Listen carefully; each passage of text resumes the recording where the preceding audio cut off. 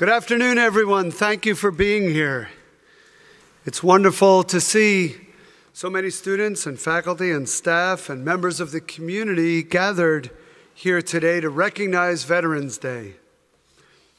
To all of our current and former servicemen and servicewomen who are here today, thank you very much for your service. You have our deepest gratitude and respect.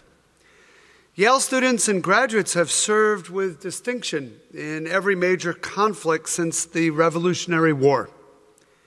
That legacy of service continues today. We're proud of the many students who currently serve in the Reserve Officers Training Corps on our campus, and we are proud of our faculty, staff, alumni who are veterans. We support our veterans through the Yale Veterans Network, a campus group for students, faculty, and staff, and the Yale Veterans Association, an alumni organization. We want to support all of our veterans, and so I'm asking for your help. Here's how you can help. Employees can log into Workday and identify themselves as veterans, if you wish to. This is part of our Veterans Count at Yale, Veterans Count at Yale initiative. This is not a requirement, but it helps us give back to those who have given so much to our country. Today, we also mark the 100th anniversary of the armistice ending World War I, which is why when I was a child, this was called Armistice Day. 9,500 Yale students and alumni served in a civilian and military capacity in the Great War. They included members of the 1st Yale Unit, the nation's first naval air unit. Yale college students actually organized this unit even before the U.S. entered the war. Others served in the Medical Corps, the Red Cross, and Allied armies. 224 Yale students and alumni were killed in World War I. The cenotaph, normally on Hewitt Quadrangle, honors them, and their names are carved into the walls of Memorial Hall, just outside Wolsey Hall. The names of 7 major battles inscribed on the exterior of Commons serve as a reminder of the war and its impact on Yale and on the world. These memorials and ceremonies, like ours today, are vitally important. They ensure that we never forget the human toll of war. Men and women have made and continue to make extraordinary sacrifices in service to this country. We gather here today out of gratitude and respect. So thank you for joining us to honor our veterans, not only today, but every day of the year. It's now my pleasure to introduce Janet Lindner, Yale's Vice President for Human Resources and Administration, who will say a few words about today's program. Thank you all for being here. Janet?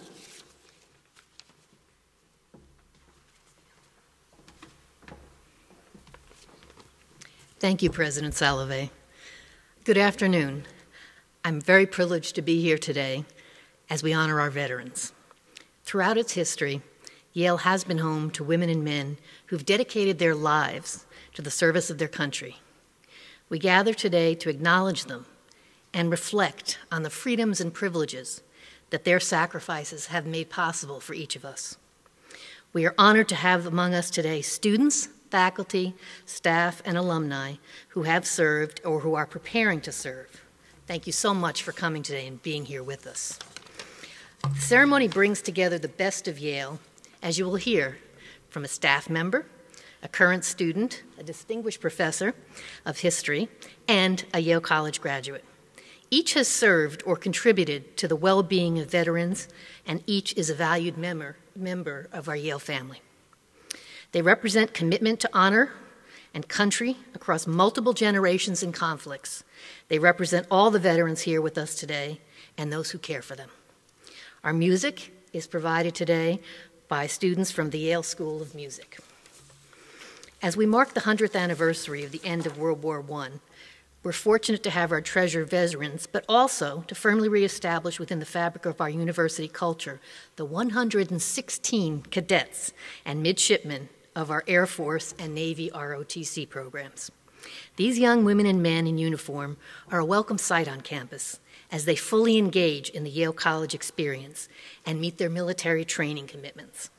We offer special thanks to their leaders, especially our commanding officers, Air Force Colonel Tom McCarthy and Navy Captain Wayne Grasdock, for the contributions they are making, both to these young men and women, to our country, and certainly to Yale.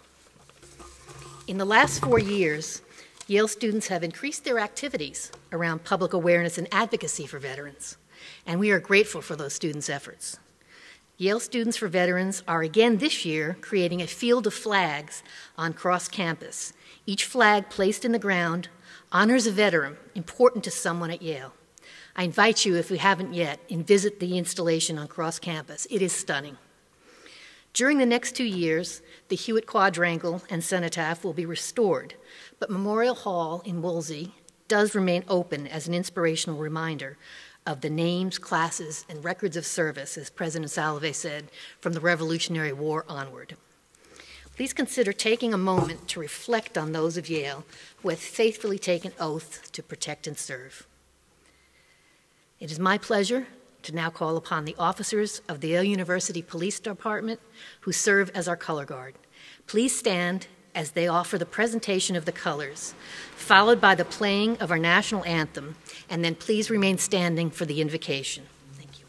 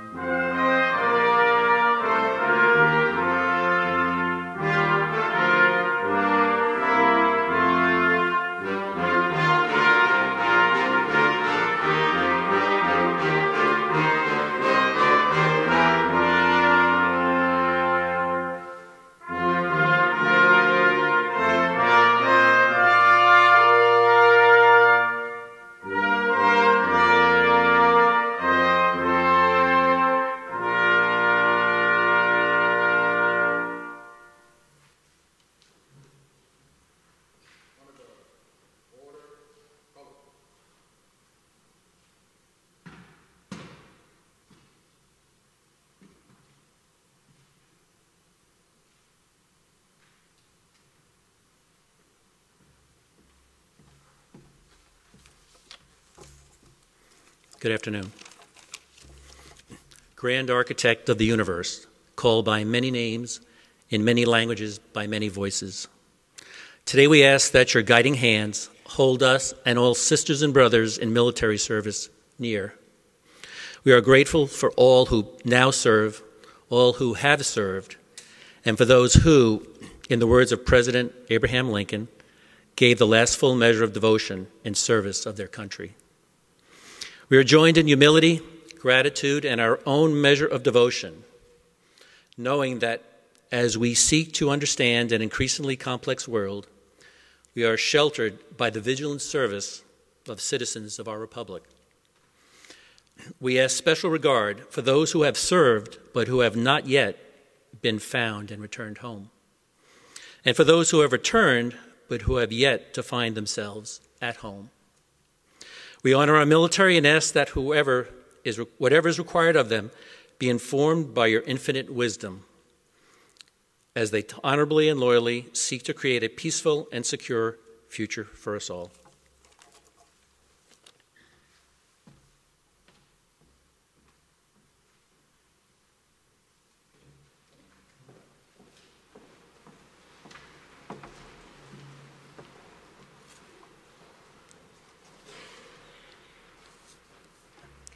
Good afternoon, everyone.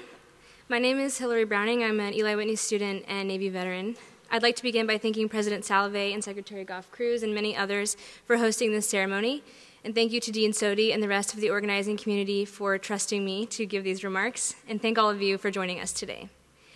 Typically, when people are chosen to speak at events like this, it's usually because they've done something worth mentioning. For example, I'm sure that at least a very small part of the reason I stand before you today is because I'm the first female student veteran in the Eli Whitney Students program. But today I'd like to focus on some things about myself that you wouldn't find in any bio or on any resume. My resume wouldn't tell you that on the first day of boot camp, when a drill instructor yelled at me for not writing in all capital letters, I burst into tears. Yeah, it's okay to laugh. Or that I failed my first physical fitness test in boot camp because I couldn't figure out how sit-ups worked. It would never tell you that I got set back 2 weeks in training in boot camp for a disciplinary infraction.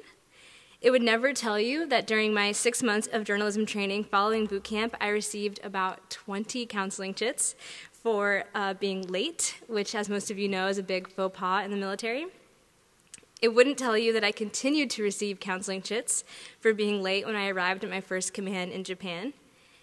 My resume would never admit to you that I made E5 way before I was ready for it. And it would certainly never tell you that the only reason I was chosen to serve as an individual augmentee in Afghanistan was because my chief was sick and tired of dealing with me and just wanted me out of the office for a few months. If the Navy could fire people, I would have been let go many times over. I'm grateful that resumes and bios define us by our successes. However, it's not typically success that shapes your life. It's failure and disappointments and sometimes even a stack of counseling chits that help you grow and mature. If I hadn't been a nightmare of a junior sailor, I wouldn't have been shipped off to my deployment, and I wouldn't have met Air Force Master Sergeant Greg Bluthman, Tech Sergeant John Archiquette, or Marine Sergeant Joshua DeFore, who through their work and actions showed me that I had a long way to go before I would live up to my rank. They made me realize that my confidence was wholly unearned and that I needed to shut up, listen, and learn. In the military, someone cares if you're not in the right uniform, if you don't show up for PT, if you're behind on qualifications, and if you're late, especially if you're supposed to relieve them from watch. When you're a junior enlisted member, your name is on someone's checklist, and their name is on some E9's checklist. This means that your failures or mistakes don't get to go unnoticed. Your NCO will notice if you're late, if you're out of regs, and if you're not pulling your weight, because being on a team means everyone else is depending on your success. To any civilians in the room, these efforts might seem excessive or a little invasive, but a beautiful thing about this Big Brother-esque tracking is that you are forced to learn from your mistakes. And the military has all kinds of corrective measures. For example, if you are late to work, you may have to stay late that day, or come in painfully early the next day, or clean the most disgusting part of the shop. Perhaps you forget a piece of gear for a training exercise. Congratulations, you are now wearing that piece of gear, no matter the size, no matter what else we're doing, for the rest of the week. Now, if you mess up enough times or mess up big enough, yes, you will receive some kind of formal, on-paper, in-person counseling with an E7 or above in the room. But most military leaders know that that is not the best way for you to learn. The best ways are when you get corrected on the spot in front of everyone, when you have to witness the consequences of your mistake, or when the guys in engineering cut off your hot water and weaken your water pressure so you're forced to clean yourself by shivering under a dribble of ice water.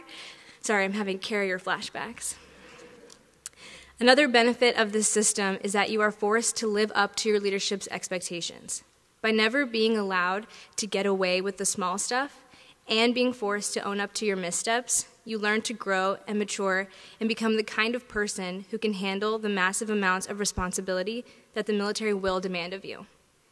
I'm grateful for all of the annoying, infuriating, and even embarrassing things my leadership put me through in an effort to help me grow. And I'm grateful that my chief punished me by sending me on deployment because I was able to correct my actions in my own time and was given the space to fully appreciate what it meant to have people rely on me and what it meant to be worthy of my rank. I hope I became the kind of leader they thought I could be. I'd like to thank those in this room who dedicated themselves to military service. Each of you have made many sacrifices in the name of your service. Missed birthdays, missed holidays, and quiet moments alone with your families. You've done this so that others may live and sleep in peace. I commend you for staying true to your oath to honor and serve our country, especially when it wasn't convenient or easy for you. When I look around this room, I see such a diverse spread of service members, past, present, and future. Each of you has answered the call, and each of you contribute to our history, heritage, and traditions with your own unique stories and special chapters of service. And our bond of camaraderie and community is unparalleled, which is why I want to take a moment to close and leave you with this thought. Last week, I found out that someone I was close to during my time on the Eisenhower had committed suicide.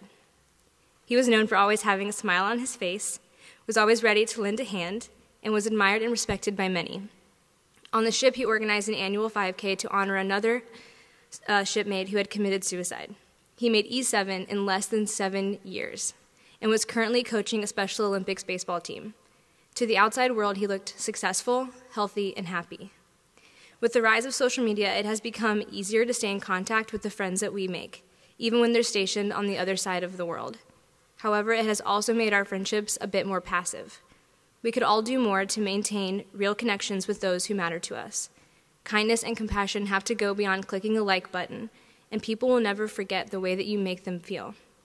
Suicide is a heartbreaking reality in the military community, and I'm sure it has touched many people in this room. So today, on Veterans Day, I ask you to reach out to your fellow veterans, to your shipmates, your devil dogs, your battle buddies, and your wingmen. Reach out not just to the ones who look like they may be having a hard time, but to the ones who look as if their lives couldn't be going better. Someone may be fighting a personal battle, but no one has to fight it alone. Thank you.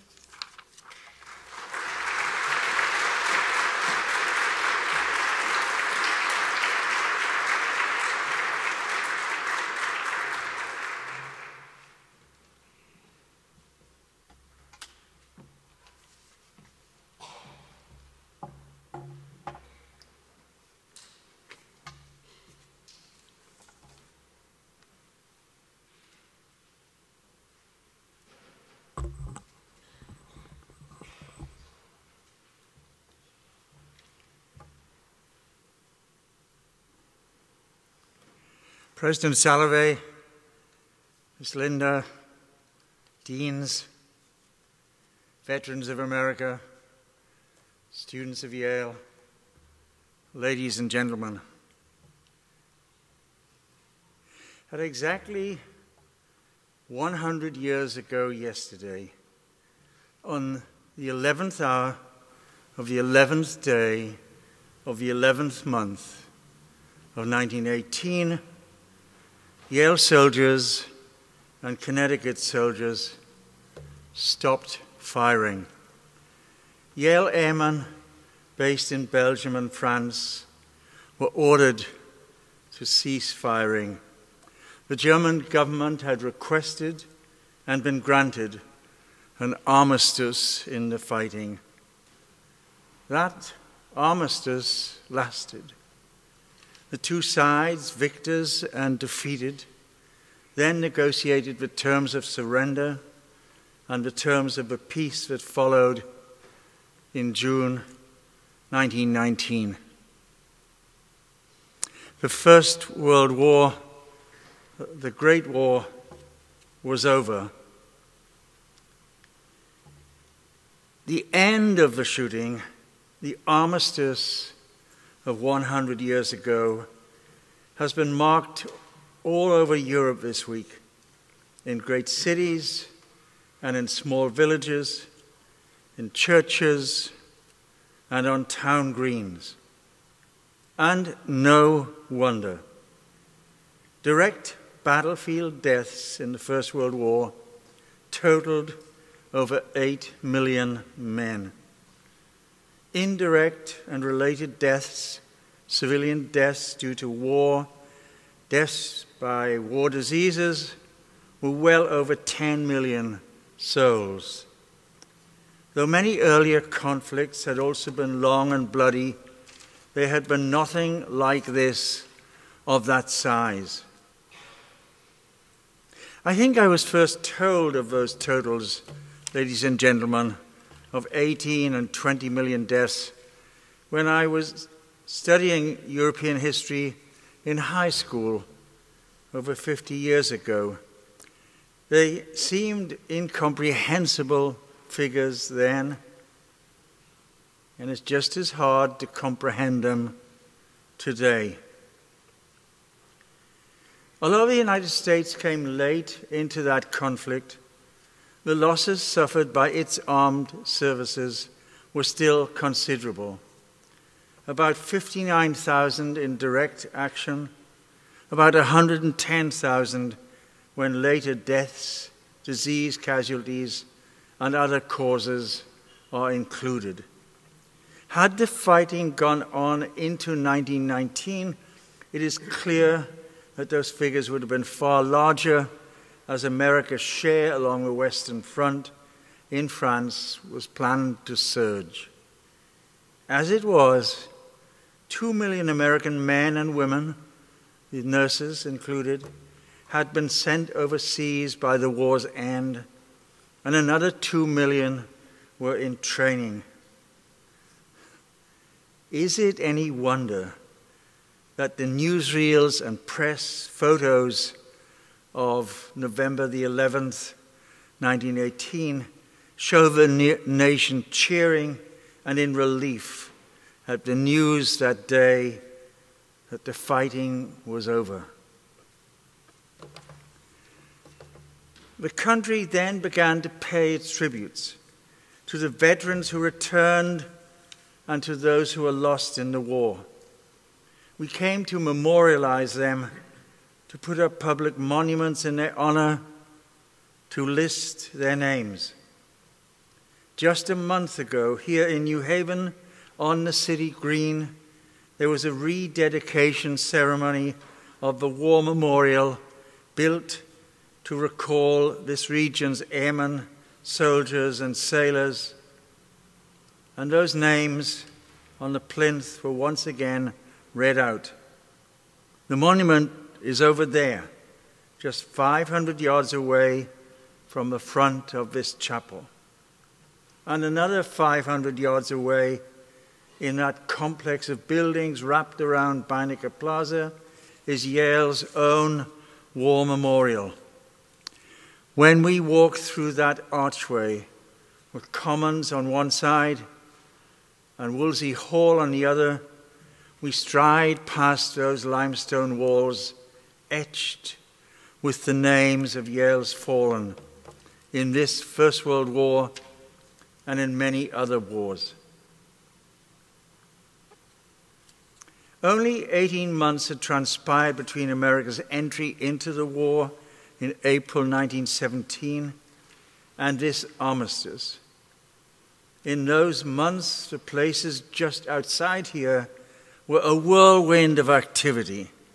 The old campus and the New Haven Green became the leading training ground in the country for the fast-growing U.S. artillery arm.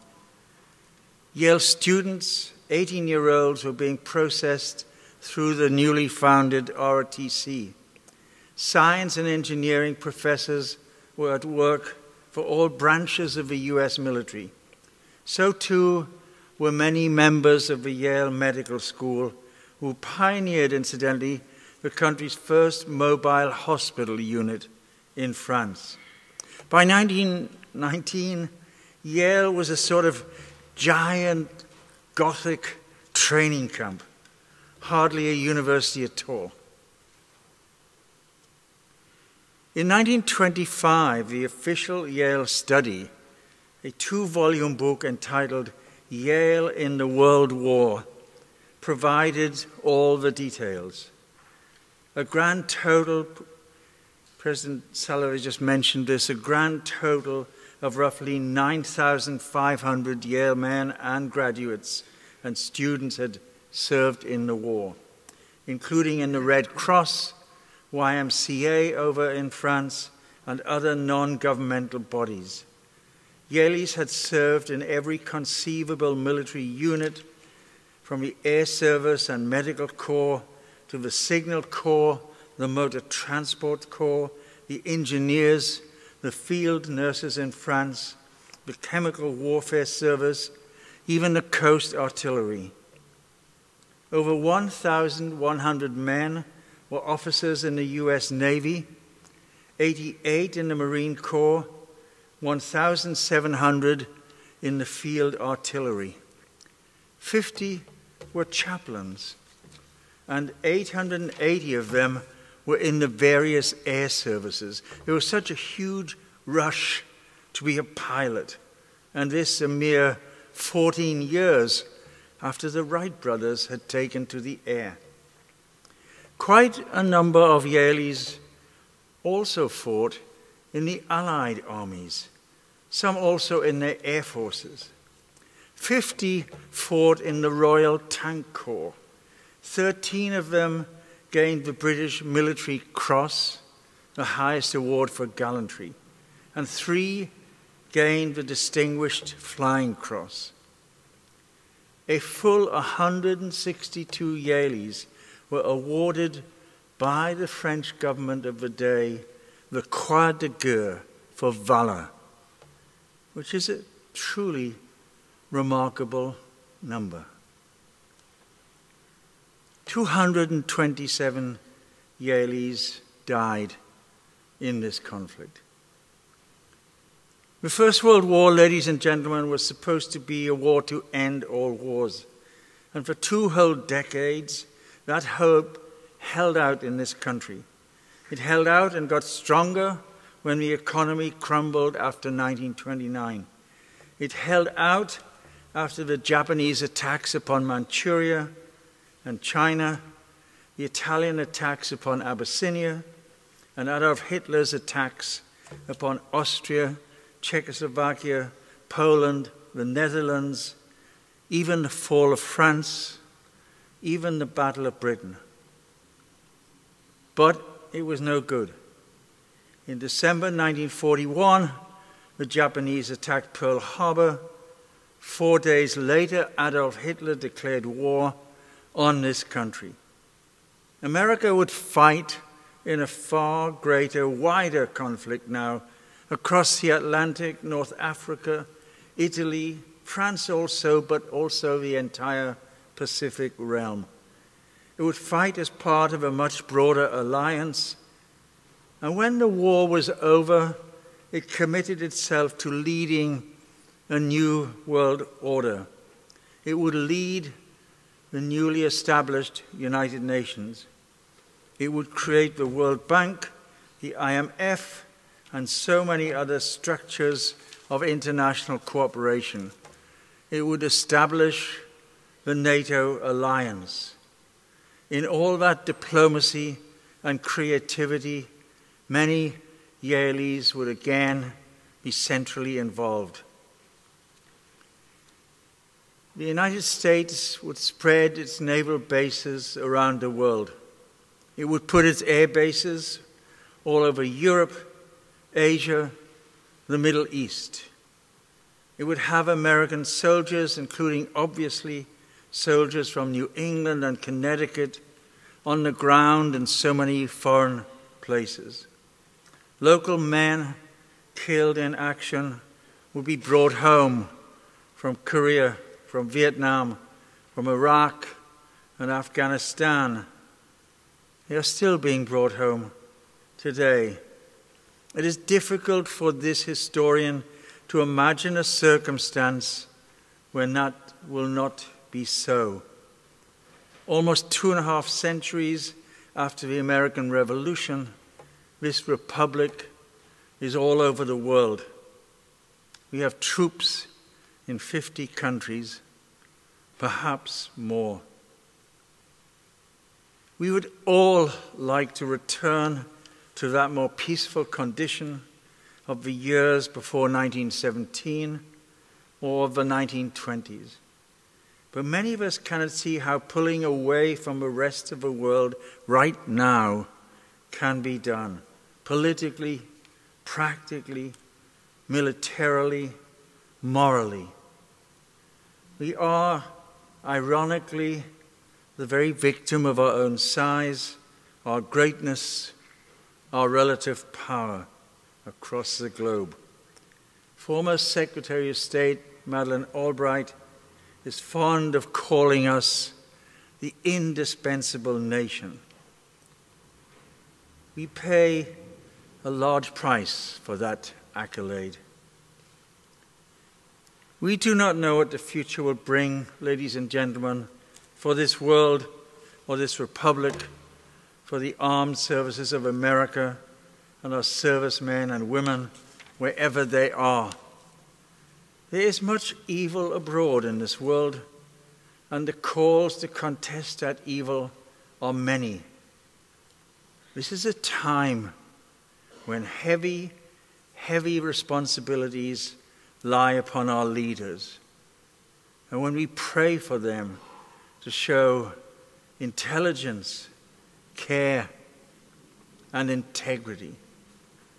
Intelligence, care, and integrity.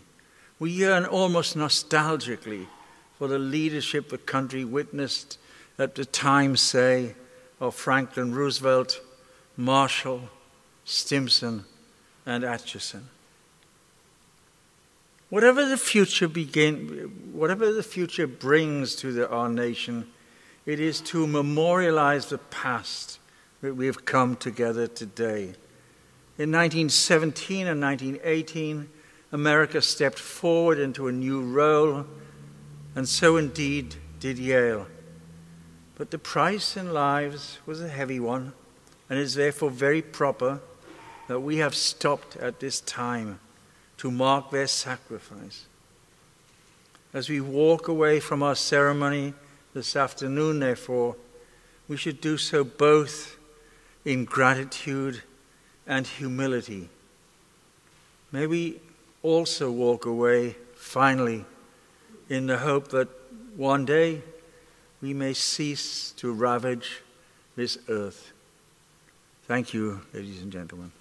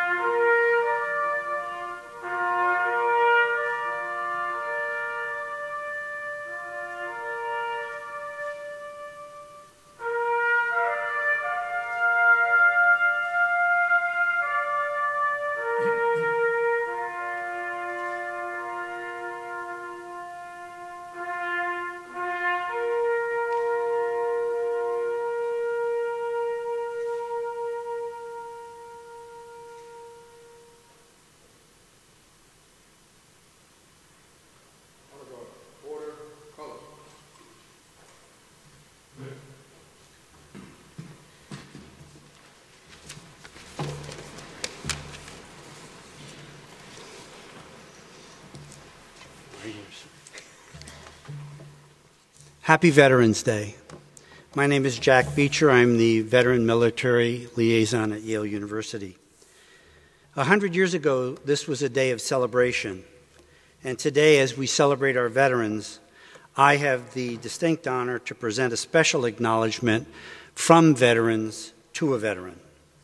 Tom Opladen, Yale class of 1967, U.S. Navy 1967 to 1971, an immediate past president of the Yale Veterans Association, has been an indefatigable force in developing the strategies, coalitions, and support required for rapprochement between the university and the military, which has resulted in the return of the Naval and Air Force ROTC detachments to New Haven, and to the presence of 116 ROTC midshipmen and cadets at Yale.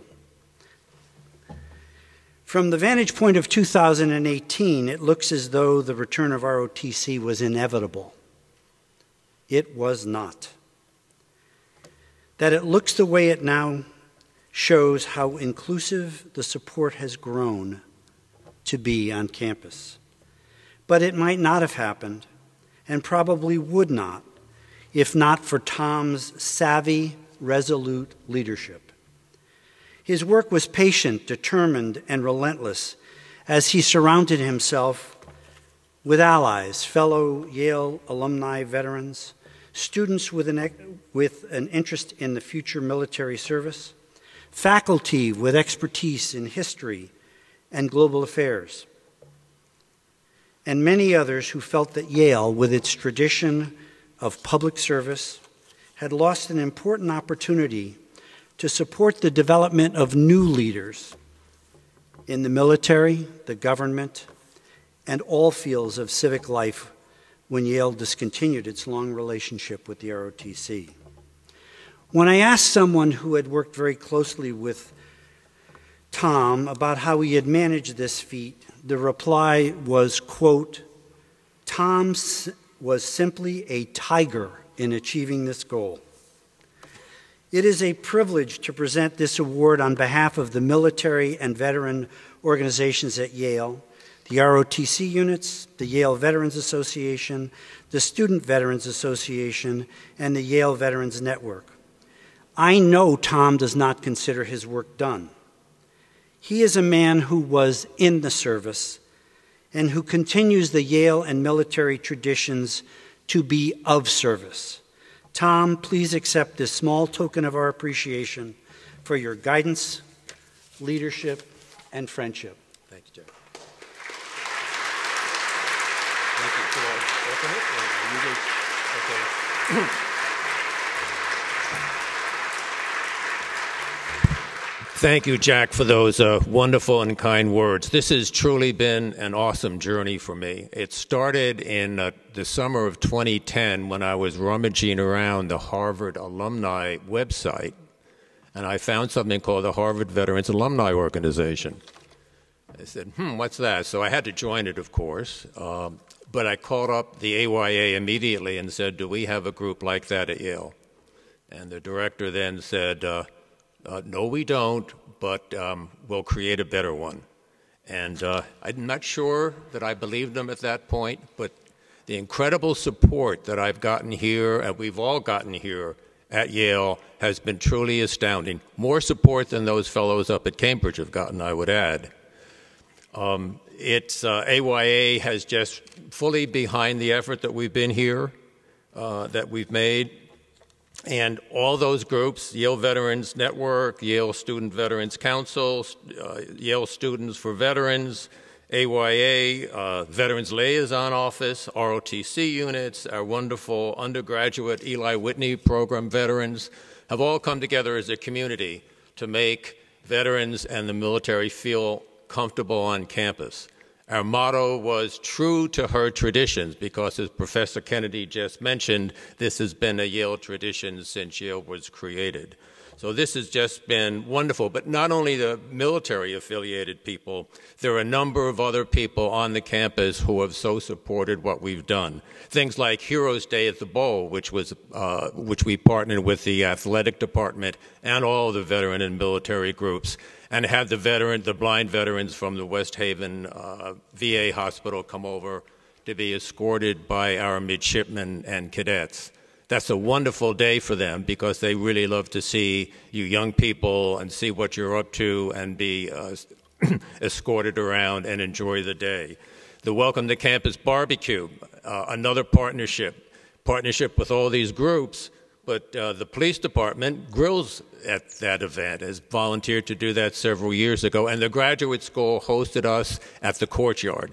This is, again, so much support that we have gotten. We couldn't have done any of these things without all the people in this room. The first Veterans Conference at an Ivy League institution was spearheaded by the AYA. It was then replicated then at West Point and last year at Princeton.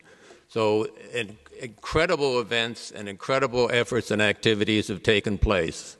When I look back on this, and we were all very unsure as to how the ROTC units would be accepted, and the acceptance has been wonderful.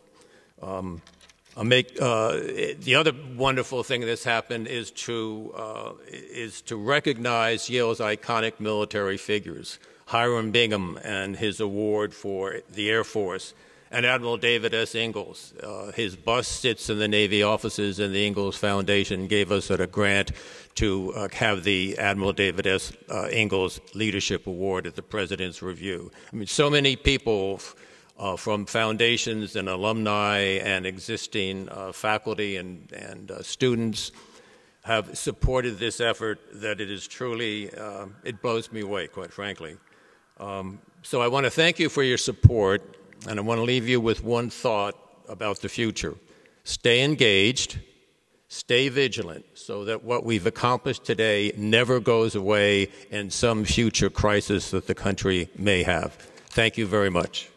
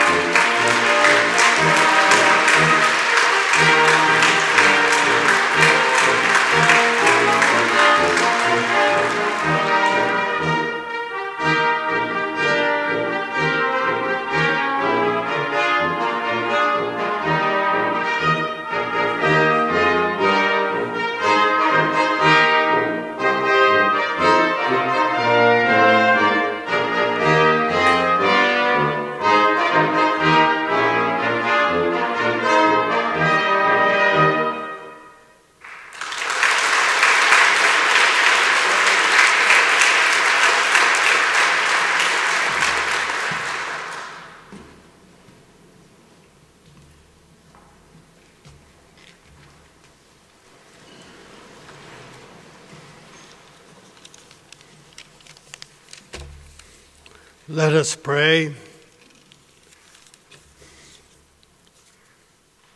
As we gather here to honor those who have served and to make our time together meaningful, O Lord, we ask you to bless those who have given so much and struggled so hard for the glory of this nation.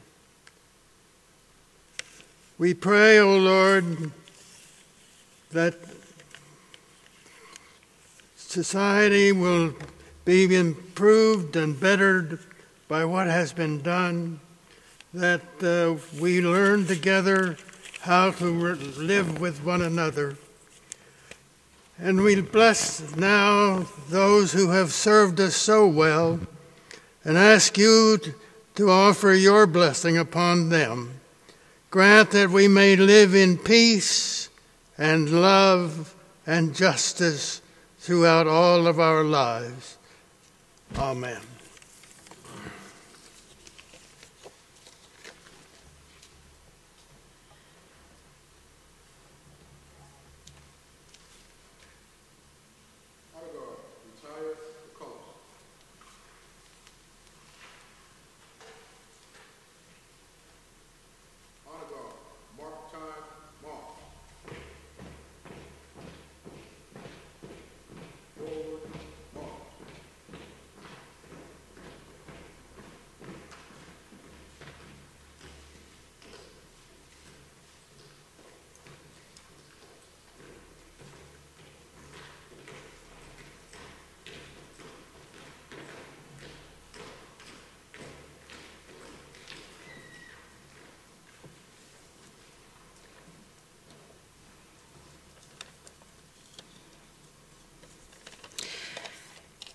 As we continue to retire our colors, I'd like to thank, on behalf of the university, all of you for joining us today as we honor our veterans and mark the centennial of the World War I armistice. Can we give another round of applause to all of our veterans?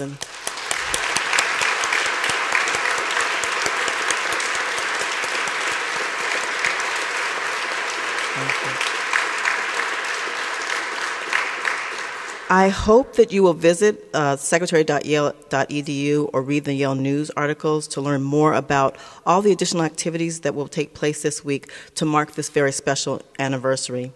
My thanks to the Veterans Day Committee, to Adrian Bonenberger, the president of the Yale Veterans Association, and to the Yale Students for Veterans for organizing all of the events this week. I especially want to thank the members of our community who made today's ceremony so special. President Salovey, Professor Paul Kennedy for his wonderful remarks in history, Vice President Janet Lindner, Veterans and Military Liaison Jack Beecher, the Yale Police Department Color Guard, and the Yale Brass Ensemble under the direction of Tom Duffy, as well as our ROTC units. Many thanks to the staff, the many staff who contribute their time to this ceremony, especially Heather Calabrese and Ryan Crotel. Thank you very much. Congratulations to Hillary Browning, who gave us an excellent example of sticking to it, and who so generously shared her story. And of course to Tom Opladen, who provided outstanding volunteer leadership to bring back ROTC to Yale and to establish the Yale Veterans Association. And finally, before we leave, I ask that and give respect and thanks to the many veterans who are here with us today once again, and to those who have left us but who are not forgotten. We are eternally grateful and humble for their service to our nation, and we remember them, their intelligence, their care, and their integrity. Best wishes for today. Thank you.